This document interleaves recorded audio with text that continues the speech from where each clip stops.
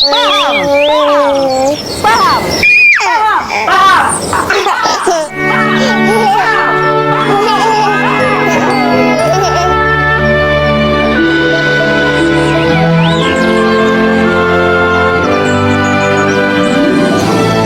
Di atas bukit Nanjak, Tinky Winky, Winky Winky, Dipsy, Dipsy, Lala, Asep, Teletubbies, say hello! You got me misunderstood, but at least I look this good.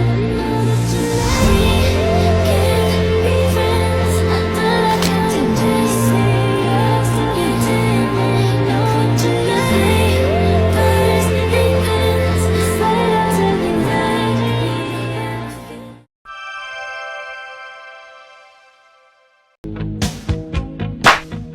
Integrasi merupakan suatu proses yang sangat penting. Integrasi sosial adalah proses penyatuan perbedaan-perbedaan yang ada dalam masyarakat agar tercipta kehidupan yang harmonis dan rukun. Salah satu tempat yang paling nyata menunjukkan proses integrasi sosial adalah lingkungan sekolah. Di sana kita bisa melihat bagaimana siswa dari latar belakang yang berbeda, baik dari segi suku, agama, budaya, maupun karakter pribadi dipertemukan dalam satu ruang belajar yang sama. Interaksi yang terjadi di sekolah menjadi salah satu contoh alami bagaimana integrasi sosial bisa terjadi. Tahap awal dari proses integrasi sosial ini dimulai dari kontak sosial. Ketika siswa baru memasuki lingkungan sekolah, mereka mulai saling berkenalan dan berinteraksi satu sama lain. Setelah itu, proses berlanjut ke tahap kerjasama. Dalam kehidupan sekolah, siswa sering terlibat dalam kerja kelompok, kegiatan ekstrakurikuler, atau lomba-lomba yang memerlukan kekompakan tim. Nah, lewat kerjasama ini, mereka mulai belajar saling menghargai pendapat, menerima kekurangan orang lain, dan menyatukan perbedaan demi satu tujuan bersama. Namun, tidak semua proses berjalan mulus. Terkadang muncul konflik kecil seperti perbedaan pendapat, gaya belajar yang berbeda-beda, atau bahkan perbedaan kebiasaan yang menimbulkan salah paham.